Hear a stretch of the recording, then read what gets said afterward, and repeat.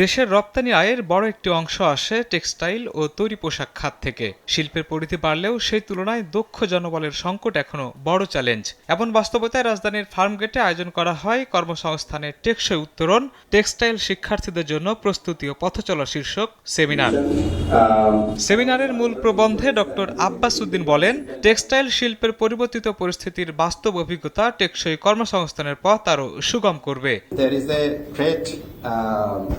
Great option for Bangladeshi graduates and also for industry to support us. I mean, there could be, of course, there's the internship, but I see the internship is getting difficult. মিল মালিকরা বলেন, শিল্পের চাহিদার আলোকে শিক্ষার্থীদের দক্ষ করে গড়ে তুলতে হবে। বেসরকারি খাতের বিকাশে সরকারকে ব্যবসায়িক কার্যক্রম থেকে সরে আসার আহ্বানও জানান তারা। ট্রান্সফার এসব জিনিস সরকারের উদ্যোগ থাকতে পারে। আর আমার শেষ কথা, আমি সরকারকে বলে যাব, আপনারা প্রমোট করেন সেক্টরকে, কিন্তু আপনারা এই ব্যবসাটা করতে যাবেন না। আপনারা যখনই কোনো ব্যবসায় হাত দেন, ওই সেক্টরটা ধ্বংস হয়ে যায়। আর বস্ত্র পাটমন্ত্রী খন্দকার আব্দুল মুক্তাদির জানান, নতুন টেক্সটাইল মিল স্থাপন ও পরিচালনা করবে না সরকার। এ সময় টেক্সটাইল শিল্পের সঙ্গে সমন্বয় বাড়িয়ে শিক্ষার্থীদের দক্ষতা উন্নয়নে জোর দেন মন্ত্রী। বিটিএমএ কে এবং প্রাইভেট সেক্টর মিলগুলিকে এটার সাথে যুক্ত করব।